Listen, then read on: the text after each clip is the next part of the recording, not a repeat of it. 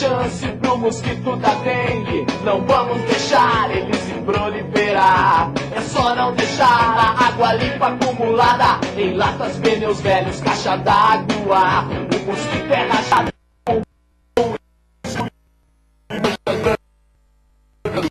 Sintomas da doença você pode notar. São manchas na pele, dores no corpo, inchou, febre forte que parece queimar. Não vamos dar chance. Velho, para algumas pessoas é alguém que já deu o que tinha que dar na vida. Coitados. Não dos velhos, mas dos que pensam assim. Velho é ser sábio, é ter a paciência do mundo para ouvir e aconselhar. Velho é ter a malícia dos jogadores experientes que sabem um novo significado à palavra velho. Que essa palavrinha tem o seu exato sentido na expressão velho amigo. Algo precioso, indestrutível, que perdura. Daí, se você tiver sorte na vida, mas muita sorte mesmo, você vai virar um velho. Não dá pra voltar atrás. Só assim, um comercial. Projeto Velho Amigo, desde 1999, contribuindo para assegurar os direitos e a inclusão do idoso. Apoie, respeite, valorize, porque velho é o seu preconceito.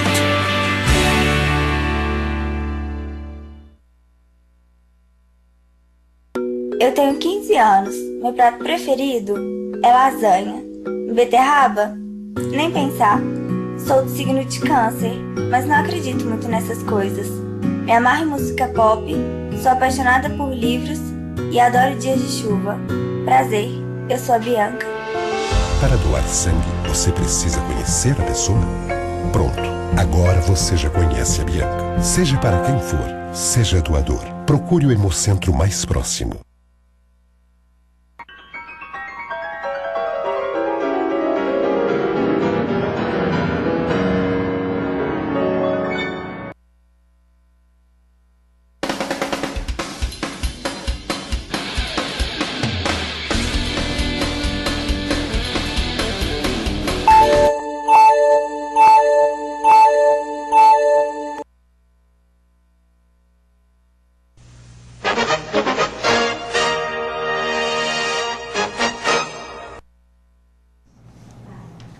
Alô, gente amiga, começando pela viamorena.com, mais um programinha Sérgio Cruz, programação da Via Morena, recebe hoje mais um conteúdo regional, programa Balanço Geral do Rezende Júnior, apresentado pela TV Record, e que vai ser reapresentado aqui na Via Morena, imediatamente após o programa Sérgio Cruz. Quer dizer, acaba este programa, começa o Rezende Júnior, programa no qual iniciei hoje uma participação falando sobre política, fazendo análises políticas. Por falar em política, eu tenho 55 anos de jornalismo, de imprensa, e aprendi todo esse tempo de carreira que você faz o jornalismo para contribuir para a boa formação política, contribuir com a democracia e, através da verdade, você mostrar aquilo que deve e aquilo que não deve, aquilo que deve ser e aquilo que não deve ser. De preferência, nunca distorcendo a verdade. É verdade, você conta a verdade e tal. É igual a história, né? História você não pode inventar história. A história é coisa, você narra aquilo que aconteceu. Eu estou falando isso porque o jornal Correio do Estado de hoje publicou a matéria com esse título aqui: Bernal pode ter recebido recursos do Petrolão. Esse pode ter é uma coisa que não cabe, né, numa notícia. O pode ter cabe até num comentário que você vai fazer, numa análise política que você vai fazer, numa projeção da notícia que você vai tentar dar, tal, aí o pode ter cabe. Agora, numa notícia não cabe a palavra pode ter. Campanha de Bernal pode ter recebido dinheiro do Petrolão. Aí vem uma notícia enorme, uma página inteira, que não diz nada, que não tem coisa, não junta coisa com coisa, tentando envolver o prefeito de Campo Grande na sujeira do PP, porque ele é dirigente nacional. Dirigente não, ele é vice-presidente do Nacional, até por uma deferência pelo fato dele ser prefeito de Campo Grande e tal, ser o PP tem apenas 2 prefeitos no Brasil, um em Palmas, Tocantins, e um em Campo Grande. Então, talvez, até por causa disso, né, o partido resolveu contemplá-lo com o cargo de dirigente nacional do partido. Todo mundo sabe como é que foi feita a campanha do Bernal aqui em Campo Grande. Foi uma campanha que não custou nada, né?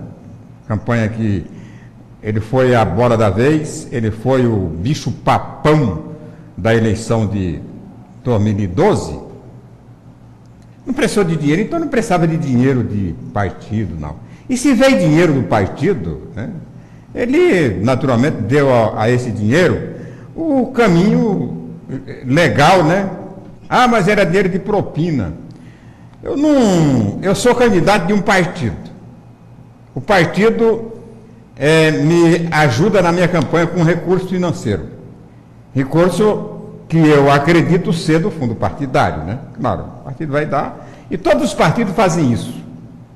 Todos os partidos, né, terminam ajudando os candidatos com recurso financeiro. Principalmente os candidatos mais competitivos.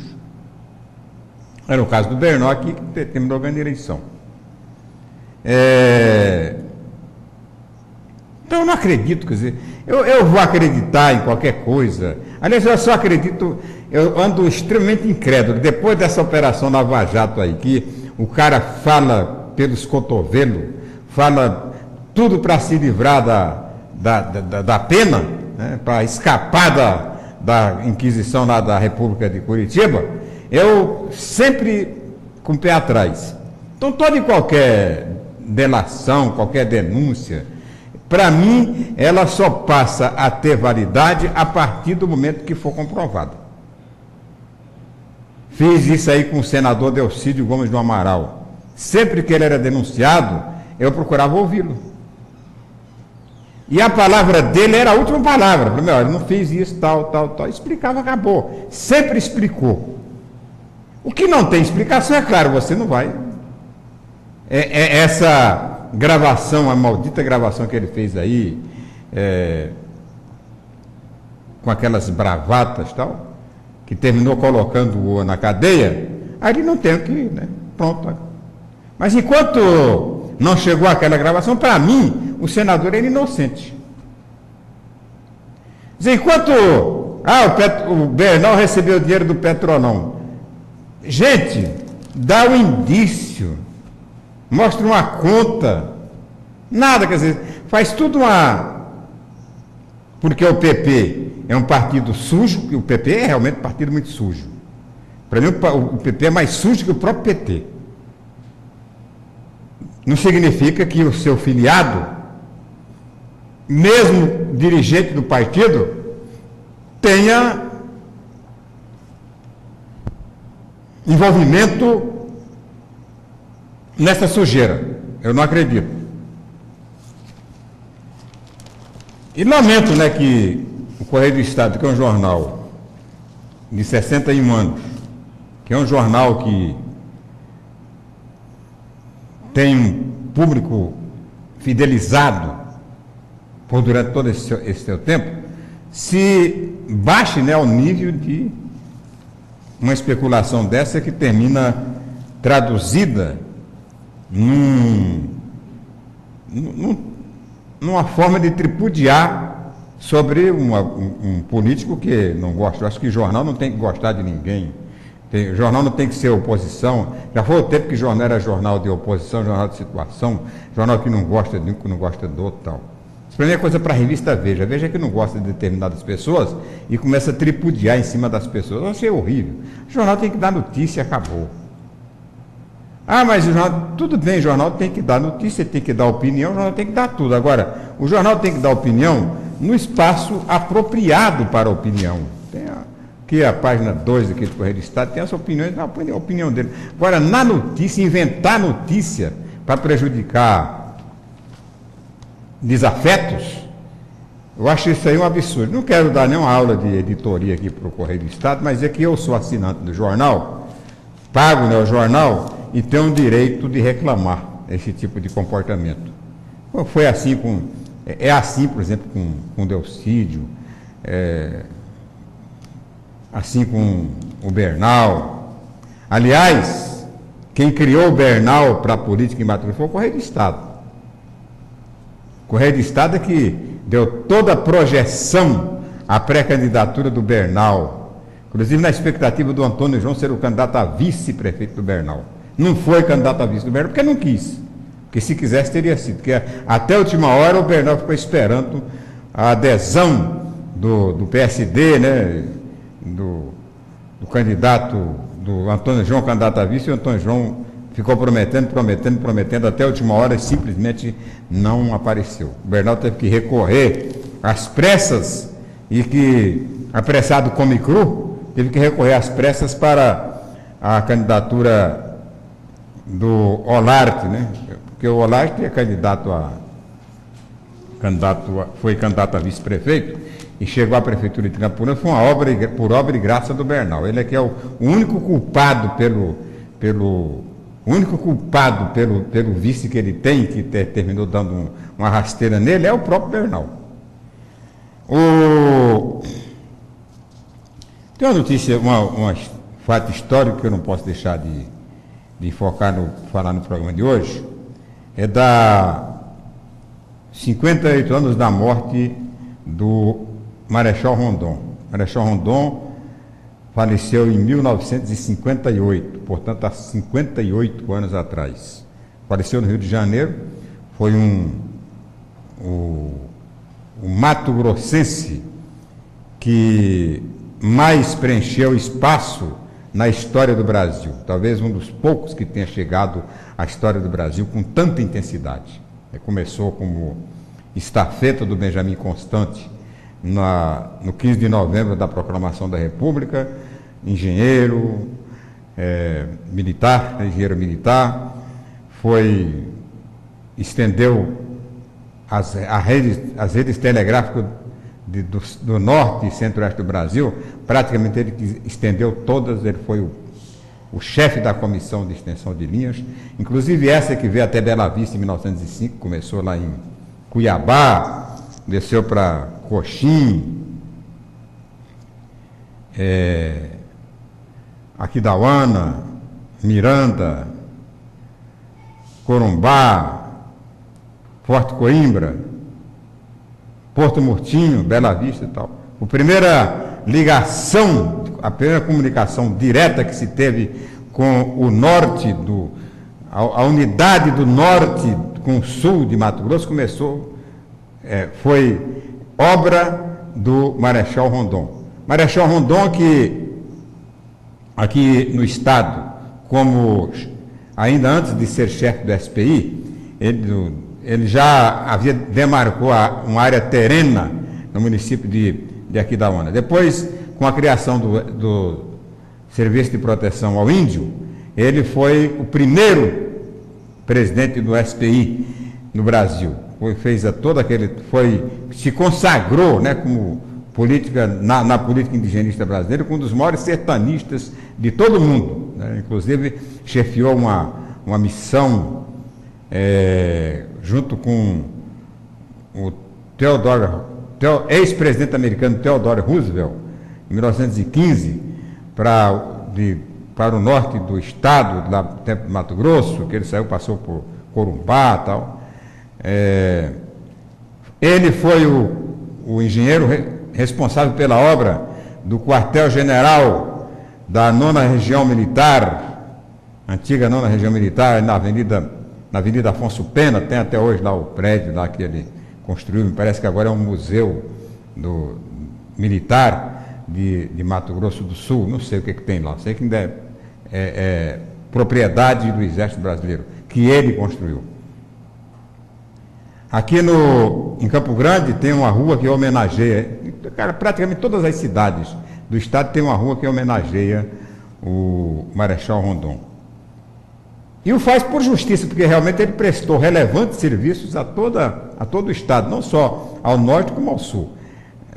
Ao sul como ao norte. Aqui tem a rua Cândido Mariano, a rua Marechal Rondon, que é uma homenagem ao Rondon. Aliás, uma homenagem, como eu disse, merecida, porque tem muita rua com o nome de gente aí que a gente nem sabe quem é, que não teve nenhum papel, não desempenhou nenhum papel na história que tivesse atendido os interesses do nosso estado. Além disso, o Rondon é homenageado com o nome de uma cidade em Mato Grosso, Rondonópolis, né?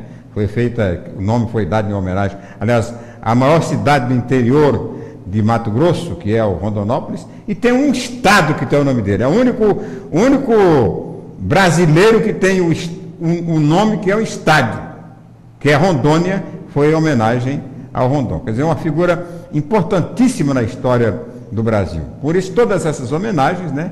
E eu não poderia deixar de lembrar hoje o aniversário da morte dele. Morreu aos 82 anos, né? Lúcido de tudo. E tem uma entrevista que está no... Você abriu o blog aí, o nosso blog, uma entrevista que ele concede a um jornalista, o jornalista no meio da conversa, da entrevista, convida para tomar um Guaraná Champanhe. Tomar um Guaraná Champanhe, a emissora terminou perdendo o patrocínio do Guaraná Champanhe, porque o Rondon disse: eu não tomo essa porcaria não, meu negócio é Guaraná ralado e tal. Ele teria dito isso. Ele disse isso na entrevista. Era um mato-grossense autêntico e um verdadeiro herói nacional. Então não podíamos deixar de... Dois acontecimentos importantes na política desta semana em Campo Grande. Primeiro foi, já falamos ontem aqui, do compromisso do PSDB através da vice-governadora Rose Modesto, de que o partido vai lançar candidato em Campo Grande para prefeito. Havia toda aquela especulação de que o PSDB poderia apoiar uma candidatura de outro partido, no caso o Nelsinho Trado. O Correio do Estado especulou isso várias vezes, não sei com qual interesse, mas que o Nelsinho seria o candidato do governador. Teve também aquela visita do Marquinhos Trade ao governador, que se propunha a entrar no partido, desde que o partido garantisse a candidatura dele para prefeito pelos tucanos tal, e o governador tal quer vir, vem, mas tem umas regras aqui que a gente tem que tal, e terminou não indo. Anteontem a secretária, a vice-governadora Rose Modesto, que está governando o estado, porque o governador está de férias, está de licença, ela foi muito clara em dizer que o PSDB vai ter candidato a prefeito. Não disse que a candidata seria ela, porque tem os critérios de escolha que ela vai obedecer, que são exatamente as pesquisas, principalmente as pesquisas qualitativas. O candidato que tiver melhor performance, que preencher a melhor performance, preencher os requisitos dessa eleição com performance política, vai ser esse o candidato do PSDB, o candidato dos tucanos, descartando totalmente a possibilidade do tucano, no primeiro turno, apoiar um candidato de outro partido.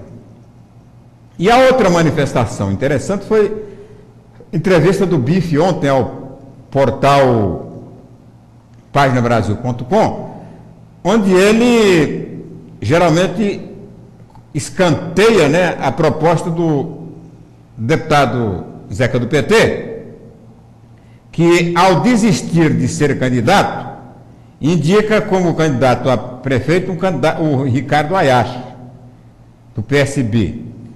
O PSB, que é hoje um partido ligado ao PMDB aqui no Mato Grosso do Sul, muito ligado ao Putinelli aqui no Mato Grosso do Sul, que usou, né, o partido na eleição passada para eleger a Tereza Cristina como deputada federal, para eleger o Barbosinha como deputado estadual e tal. O Ricardo Hayashi. Eu não tenho nada contra o Ricardo Hayashi, aliás, eu sou admirador do Ricardo Hayashi, porque ele é um gentleman, né? E porque ele, em matéria de administração, ele está aprovado, né, com a gestão na Cacemes. Então ele realmente, agora, daí, né, a justificar a saída dele do PT como uma atitude politicamente correta, não dá para ter essa ambição. Até porque ele deixou o partido para não se contaminar, né, com toda essa avalanche de denúncias, né, de envolvimento do PT com essas operações essas operações cirúrgicas, essas cirurgias que estão surgindo aí na política brasileira, da qual o PT tem sido apenas, né, um figurante extremamente insólito. Agora o Ricardo Hayashi sai do PT e o PT vai lá e apoia o Ricardo Hayashi em outro partido. É claro, o Bife deixou bem claro que o PT vai ter candidato a prefeito em Campo Grande. Para perder, é claro, né, porque o PT nunca ganhou eleição para a prefeitura de Campo Grande. A última vez que chegou mais perto foi aquela eleição apertada do Zeca contra o Putinelli, onde o PMDB ganhou por 411 votos. De lá para cá, e antes também nunca teve... E aí não é a questão de pretensão de ganhar a eleição. Ganhar e pode perder, pode mais perder do que ganhar, até pelo histórico, né, que tem aqui em Campo Grande. Mas lança candidatura, até para ter uma base de apoio para os candidatos a vereador, né? Fica mais fácil, né, pegar ainda o que resta de militância do partido e tal, tentar agregar essa militância, porque, como eu disse, o eleitor, nesta eleição aí, a não ser algum eleitor perdido aí no tiroteio, vai ainda dar preferência partidária, mas a maioria não vota mais em partido, a maioria vota no nome. Isso ficou demonstrado até no próprio PT na eleição passada, que já no primeiro turno deixou o Wander de lado, que era o candidato dele, né, deixou o Wander de lado, teve 4% dos votos, e foi votar tudo no Bernal, né, tudo no Bernal, que era um partido que não tem nada a ver, né, votou tudo no Bernal. O partido não conseguiu, né, atrair o seu eleitor, e o Bernal conseguiu levar o eleitorado do PT. Então o que o Bife fala? Vai ter candidatura, indicou alguns nomes, inclusive o dele como pré-candidato, o Cabalmi, o Pedro Kemp, o Amarildo Cruz, nomes, né, que são do PT, não são da série A do PT, né, mas são figuras expressivas e que não tem nada a ver com este PT que está no Petrolão, esse PT do Mensalão. São nomes totalmente diversos, estão no PT porque acreditaram, não sei se acreditam no PT, né, ainda estão. Então essas foram as novidades políticas dessa semana. A manifestação do PT, que lança candidato, e a do PSDB, que também lança candidato. E fica agora, né, a disputa releva-se a disputa entre os dois irmãos, porque me parece que combinaram os dois, tanto o Nelsinho como o Marquinhos, combinaram os dois, de que quem conseguisse arrebanhar mais apoio fora dos partidos, pelo qual sairiam candidatos, que seria candidato, porque os dois não vão se peitar, né? Seria um suicídio morrer abraçado. Então vão esperar, né, ver quem tem mais apoio. Então, o apoio do governador e do PSDB para o primeiro turno, os dois já podem se despedir, já não dá para contar com esse apoio, tem que buscar apoio fora, tal, procurar anexar mais partidos o Nelsinho ao PTB e o Marquinhos ao PSD, né, que me parece que ele vai para o PSD, e tentar aí e tal. Ou então o Marquinhos ficar no PMDB e disputar com o papudo do Marum, né, que eu falei hoje no programa de TV, que é papudo, mas não é nem um bicho-papão, disputar a preferência para concorrer pelo PMDB. Não acredito que ele fique no PMDB, e não acredito que ele ficando no PMDB, o PMDB vá apoiar a candidatura dele, a não ser para cristianizar. Bem, a entrevista de hoje desse programa é com o Júnior Mock, presidente da Assembleia Legislativa. Fala aqui sobre as cheias, né, as enchentes lá, principalmente no norte, que é a região dele, falar sobre sucessão municipal em Campo Grande e nos demais municípios, e assuntos políticos que você, naturalmente, vai ter o maior interesse em acompanhar logo depois do Tempo, com climatempo.com.br, temperatura para Campo Grande, Mato Grosso do Sul e toda a região centro-oeste.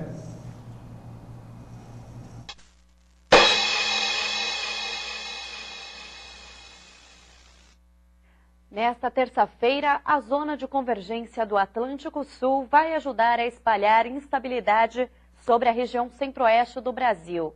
O tempo vai seguir seco no centro-sul de Mato Grosso do Sul, mas em todas as outras áreas há previsão de chuva. As chuvas serão mais volumosas, especialmente sobre o centro-norte do estado de Goiás e na região do Distrito Federal. Nestas áreas pode chover forte a qualquer momento do dia.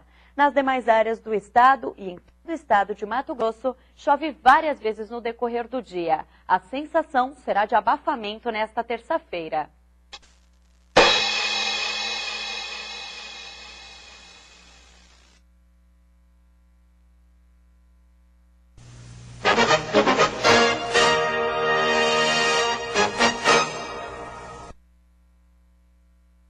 Estadual de Ensino. Novo prazo. Ficou, pré-matriculou. Não perca essa oportunidade. Até o dia 22, acesse www.matriculadigital.ms.gov.br e clique na opção pré-matrícula. Preencha os dados e clique salvar. Imprima o comprovante e acompanhe a designação. Se precisar, nas escolas estaduais, há computadores à disposição. Ligue 0800 647 0028. Matrícula 100% digital em todo o estado para a área urbana. Rede Estadual de Ensino, o melhor para o aprendizado dos alunos, professores valorizados, kit escolar, qualidade de ensino e merenda. Garanta o seu futuro. Governo do Estado de Mato Grosso do Sul. Sua prioridade, nosso compromisso.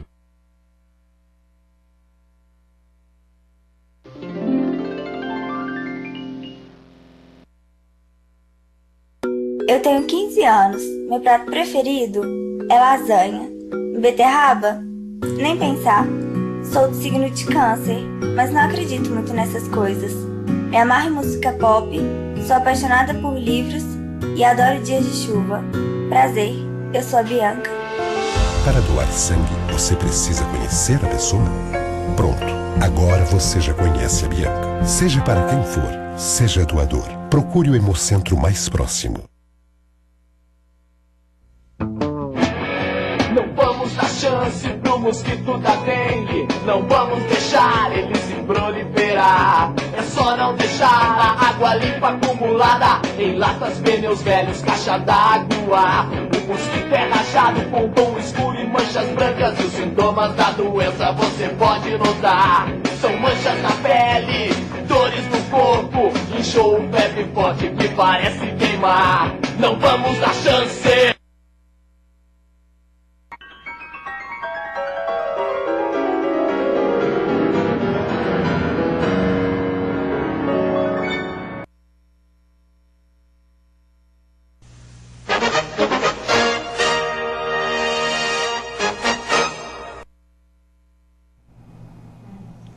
Muito bem, a partir de hoje, na Via Morena, depois deste programa, a gente vai reapresentar o Balanço Geral MS, né, apresentado pelo Rezende Júnior na TV MS Record, programa do qual, a partir de hoje, eu tenho uma participação diária fazendo o balanço político do dia em Campo Grande. Então, depois da entrevista que você vai assistir agora, você continua ligado na viamorena.com para ver a reapresentação do programa Balanço Geral, que é apresentado todos os dias das 11 ao meio-dia na MS Record de Campo Grande. Vamos então à entrevista do dia, a partir da entrevista Marcos Faria. O entrevistado de hoje é o presidente da Assembleia Legislativa, deputado Júnior Mock. Hoje nós estamos recebendo aqui o presidente estadual do PMDB, o deputado estadual e presidente da Assembleia Legislativa de Mato Grosso do Sul, o Júnior Mock. Deputado, feliz 2016 primeiramente, né? Obrigado pela sua presença aqui no programa Tribuna Livre. E vamos começar falando lá da sua região, a região norte. Devido às fortes chuvas, Coxim e Rio Verde também foram bastante prejudicadas. Qual a situação de momento desses municípios? Bastante preocupante. É um prazer recebê-lo novamente aqui no programa Tribuna Livre pela primeira vez neste ano. Bom dia a todos aqueles que nos ouvem. É um prazer, uma satisfação. Um bom 2016 para todos nós. Um bom dia especial para o Sérgio Cruz. Todos os anos existe essa preocupação. Uns anos a chuva é maior, outros menor. Mas municípios ribeirinhos, eles sempre sofrem mais, né, as consequências das chuvas. E nesse ano, de modo especial, né, a gente tem uma questão aí especial, que é Rio Verde, né, Coxim. Não que a gente esteja acostumado, é que as cheias, elas costumam afetar a população ribeirinha. Nós temos uma parte, né, da cidade em que a área limítrofe, ou a área que margeia o rio Taquari, ela está um pouco abaixo do nível do rio, ou está mesmo no mesmo nível do rio. Então, quando subir um pouco a água, obviamente ela atinge essa região. E essa região, é engraçado, ela tem um canal e uma lagoa dentro da cidade. Sim. Então, no mesmo nível do rio. Quando sobe, a água represa da lagoa volta para o rio, e ao voltar também é toda uma região que fica alagada e uma região bem habitada. Então, por conta disso, nós temos invariavelmente, né, não todos os anos, mas quando aumenta a precipitação pluviométrica, quando ela é grande, principalmente nas cabeceiras, o rio Taquari acaba inundando a sua calha, em função também, né, do assoreamento. Ele é um rio que ficou raso, então, na medida que aumenta o volume d'água, a tendência dele é espraiar, é ele achar lugar à água para poder correr. Portanto, a gente em Coxim, eu falo assim, a cada 3 anos, a cada 4 anos, maior ou menor, você acaba tendo uma enchente, ou você acaba causando prejuízo à população que habita ali às margens do rio Taquari. Em Rio Verde, eu falo que é uma situação atípica, porque Rio Verde não tem tanto esses problemas e a gente não tem tanta notícia. Até porque, embora o Rio Verde também atravessa a zona urbana da cidade, mas ele tem uma calha maior. Ele é menor no volume da água, mas ele tem uma calha maior, né? Há uma declividade entre a cidade e o rio maior, e isso faz com que dificilmente ocorra uma enchente na proporção desse ano, que vai atender e afetar diretamente a cidade. Então é uma situação atípica, o volume de água é muito grande, não é só Coxim, Rio Verde, a região norte, mas todo o estado, todas as regiões do estado, aqueles municípios em que a cidade não tem um problema diretamente ligado a um rio que corta a cidade, ela está sofrendo porque enche também, as drenagens não absorvem toda a água, a drenagem urbana, a água ela para, ou ela inunda a rua, ou ela afeta e corta as estradas, enfim, é um problema que nós estamos sofrendo e que, obviamente, vai depender aí de grandes investimentos, da atenção do poder público, tanto em nível federal, estadual, municipal, numa parceria, na liberação dos recursos que a gente chama aí das reservas de contingência, para poder atender aos prejuízos e principalmente para a cidade voltar, as cidades, né, voltarem à normalidade.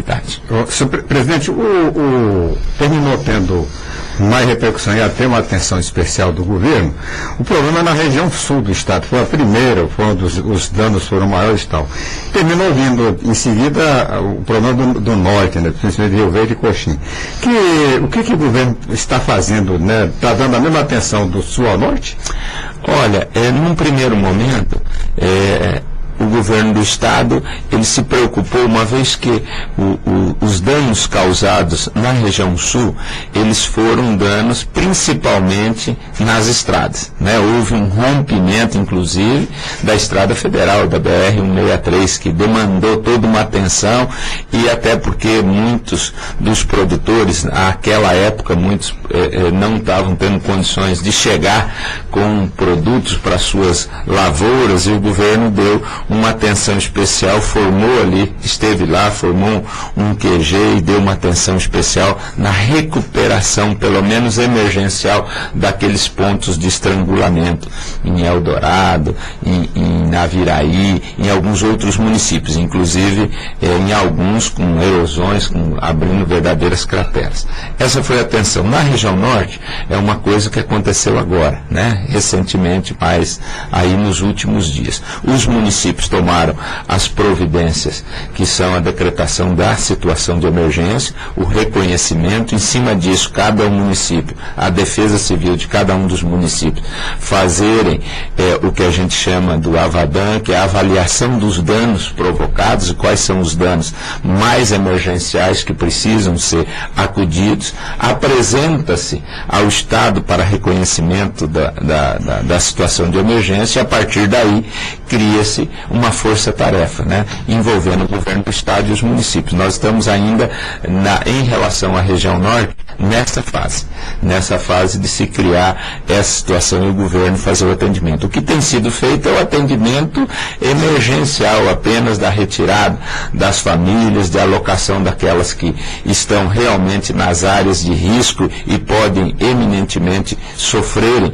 os prejuízos em função da enchente, em função da água adentrar as suas residências. Isso tem sido feito pelos municípios. Eu conversei com o prefeito de Coxim, né, e ele me pontuou exatamente isso. Conversei com alguns amigos e conversei em Rio Verde também, mas são situações agora ainda pontuais, emergenciais. Toda essa avaliação, o estrago em relação ao que foi provocado pelas chuvas, estão sendo mensurados e, obviamente, espera-se do governo do estado. Por enquanto não houve uma ação específica do governo do estado em relação à região norte, mas é claro que a gente espera também que agora, na sequência, o governo possa estar atendendo. Agora, deputado Júnior Mock, o problema é que hoje um terço das cidades do nosso estado decretaram situação de emergência, e aí o senhor falou, precisa de recursos do governo federal, do governo estadual e dos municípios, que não estavam preparados para isso, ou seja, desde 2014, 2013, já sofrendo com relação aos recursos do município, e agora mais esse problema que causa aí, vai ser no ano de 2016, parece de muito aperto financeiro também nesses municípios, né? É verdade, Marquinhos. A grande questão é o seguinte, não é a primeira vez que nós estamos discutindo enchente. Isso ocorre invariavelmente, não vou dizer todos os anos, mas nós não passamos 3, 4 anos sem que a gente tenha um problema em relação à precipitação pluviométrica. E existe, né, uma previsão orçamentária, que são os recursos chamados das reservas de contingência para esse tipo de situação.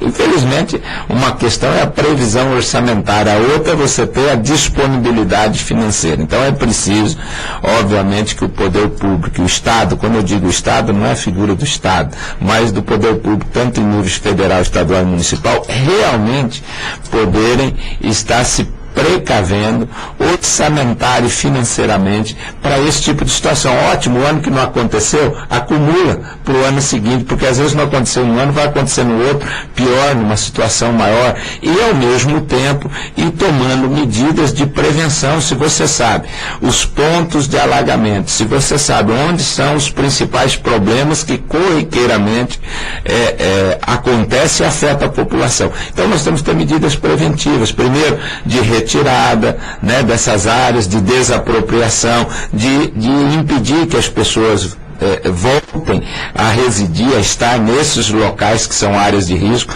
A Defesa Civil no Estado, ela sabe e conhece todas as áreas de risco dos municípios. Ela tem a obrigação, na verdade, de conhecer. Cada município cria a sua defesa civil. Lá tem uma equipezinha, pequena ou grande, mas tem uma equipezinha para isso, que avalia todas essas situações. Então, ótimo. Aqueles que ainda não têm, aconteceu esse ano, sabem evidentemente os problemas, e antes da temporada de chuva, as chuvas ocorrem, nós sabemos, sempre nesse período.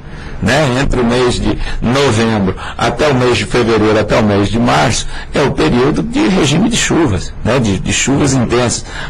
Menor, mas é o período que nós temos mais precipitação. Então, o poder público tem que se precaver. Nós temos que ter ações preventivas. E, nas situações que ultrapassam os limites da normalidade, daquilo que eventualmente está acontecendo, nós temos os recursos da reserva de contingência para atender o que se denomina realmente situação de emergência. Então, se não houver isso, nós vamos todos os anos estar aqui uma hora numa cidade, outra hora na outra, porque a precipitação foi maior numa ou na outra, mas nós estaremos aqui discutindo esses problemas.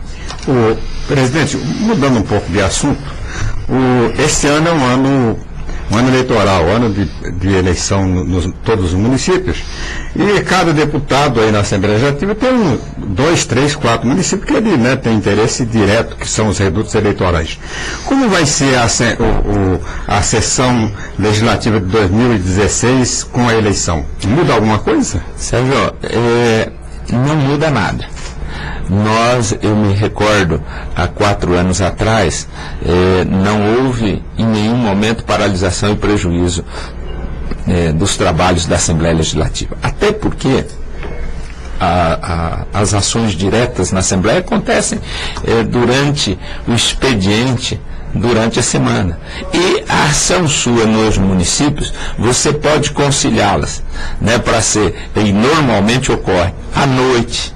Normalmente ocorre quando as reuniões, os comícios, onde é chamada a presença normalmente da autoridade, do deputado, é nesses horários fora do expediente normal de trabalho. Então, eu entendo que isso não vai e não pode prejudicar o andamento normal dos trabalhos da Assembleia Legislativa. Os deputados todos têm essa consciência e com certeza terão a responsabilidade de nós conduzirmos o nosso trabalho, a nossa ação parlamentar, independente do processo eleitoral que ocorre nos municípios. Lembrando que, além disso, esse ano nós teremos uma campanha eleitoral bem reduzida. Serão 45 dias de campanha eleitoral tão somente. Então, portanto, isso, inclusive, contribui para que a Assembleia não seja afetada pelas eleições municipais. Do ponto de vista partidário, deputado, essa redução do tempo de campanha é bom ou é ruim? Eu acho bom. Eu acho que, primeiro ponto é que nós vamos reduzir muito as despesas e, obviamente, com isso você reduz as possibilidades aí que a gente vê, que a gente constata em tudo isso aí que está acontecendo, dos problemas, dos acordos pré-eleitorais, do envolvimento muito grande dos recursos nas campanhas eleitorais. Esse eu acho que é um ponto específico. Segundo, o candidato, aquele candidato que tem um trabalho realizado, aquele candidato, tanto faz o que está no exercício do mandato público, quanto aquele que não está, mas tem um trabalho comunitário, que a comunidade conhece, ele tem uma vantagem maior. Por quê? Porque a população conhece mais ele, a população tem um acesso maior. Então eu acho que é tempo suficiente para que ele, tendo a sua base constituída, representando uma categoria, representando uma classe, ou mesmo exercendo um mandato público e tendo exercido bem esse mandato e busca um outro mandato, ou mesmo uma reeleição, ele tenha a possibilidade de se eleger nos 45 dias que lhe serão concedidos para a campanha eleitoral. E com relação às mudanças na campanha agora de 2016, principalmente doação de campanha, a proibição de pessoa jurídica fazer a doação, agora apenas pessoa física, o que é que muda e o que de repente prejudica? O senhor acredita que isso prejudica na eleição? Não. acho que também ajuda. Eu fui amplamente favorável. Acho que era uma das formas. A gente vai começar, nós estamos aprendendo de novo a fazer, nós temos que começar a fazer campanha eleitoral de forma diferente. Pé no chão, olho no olho, né? Pegar na mão, olhar para a pessoa, assumir compromisso. Então, acho que a campanha, nós vamos reaprender a fazer campanha eleitoral igual era há 20 anos atrás, há 30 anos atrás. Nós vamos reaprender um processo de reaprendizado. As campanhas perderam seu foco, o dinheiro passou a ser uma coisa fundamental no processo eleitoral, não era o trabalho, mas muito mais a estrutura de campanha que se tinha para vencer um processo eleitoral, as estruturas de marketing, aquilo que se vendia, e nós vamos ter que reaprender. O momento é outro, eu acho que isso é importante. Eu penso que é um processo que nós vamos levar um certo tempo, num primeiro momento, porque nós estamos acostumados a um tipo de campanha e será outro, né? Então nós vamos estar reaprendendo, mas é um processo que eu acho que vai valer a pena. Ao longo do tempo nós vamos ver que é extremamente positivo para a política nacional, para a política brasileira. Mas, presidente, da última vez que o senhor esteve aqui, o senhor fez um balanço, né, do PMDB na eleição de 2016, falou da eleição, possibilidade de candidato em Campo Grande. Continua como estava ou já evoluiu?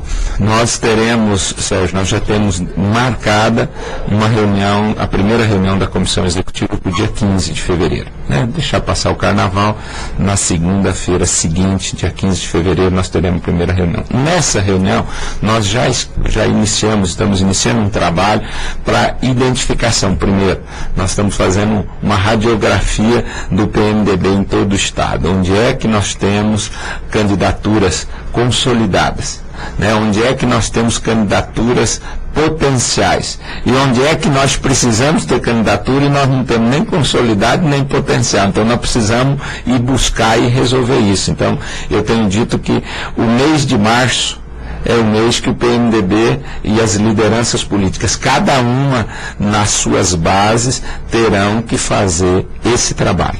Quando eu digo as lideranças, o que nós queremos é chegar no final de março, né, com a apresentação desse trabalho. Então nós vamos dividir o ex-governador André, mais aqueles que têm base eleitoral consolidada dentro de Campo Grande. Eles terão a responsabilidade de trabalhar isso ao longo do mês de março, para que a gente possa consolidar, né, e ter um nome que estabeleça um consenso mínimo dentro do PMDB e nós possamos, até o início do mês de abril, estar com esse nome, e é em cima desse nome que nós vamos trabalhar. Uma coisa é certa, o PMDB terá candidato a prefeito na capital.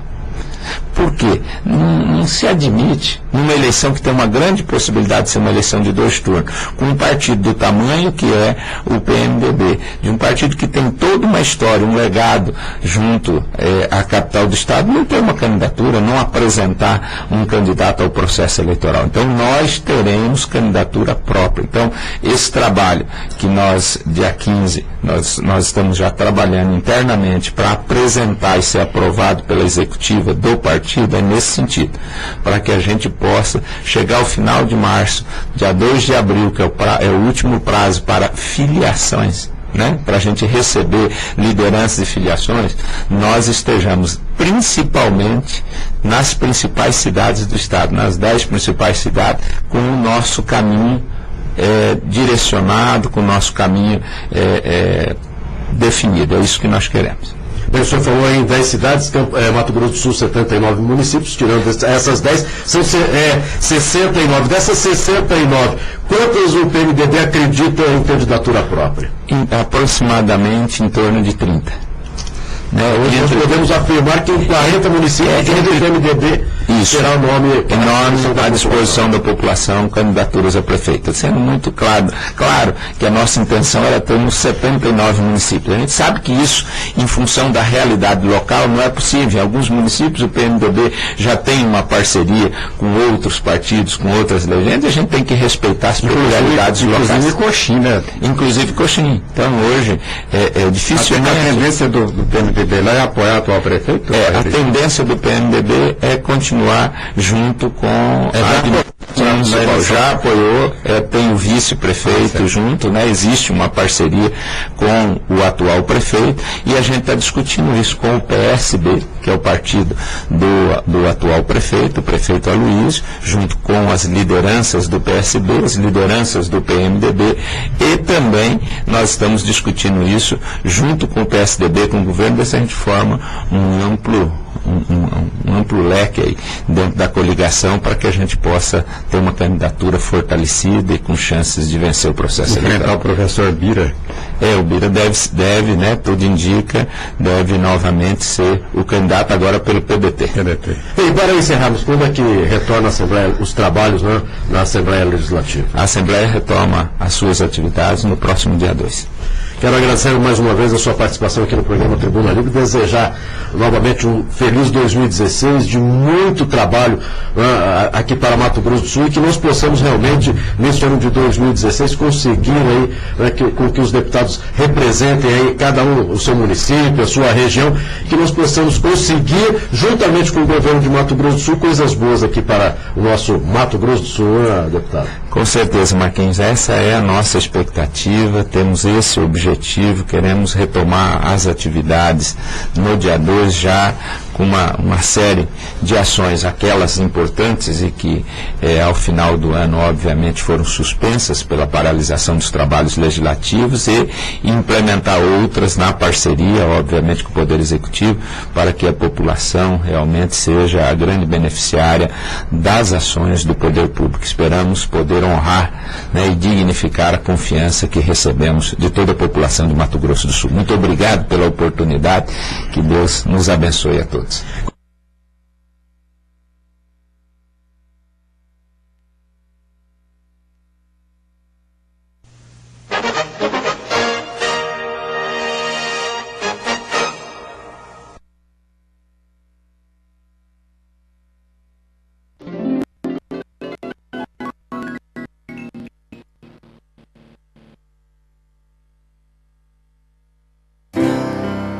Velho, para algumas pessoas é alguém que já deu o que tinha que dar na vida.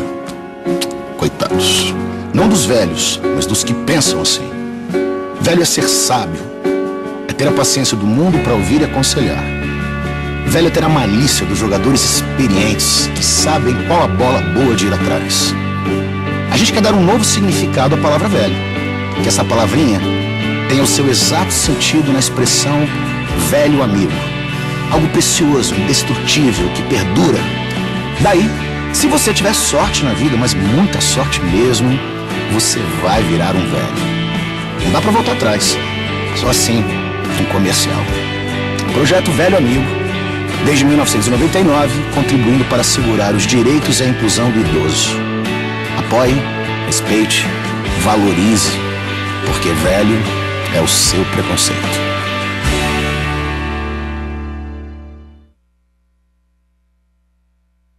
Eu tenho 15 anos. Meu prato preferido é lasanha. Beterraba? Nem pensar. Sou do signo de Câncer, mas não acredito muito nessas coisas. Me amarro em música pop, sou apaixonada por livros e adoro dias de chuva. Prazer, eu sou a Bianca. Para doar sangue, você precisa conhecer a pessoa?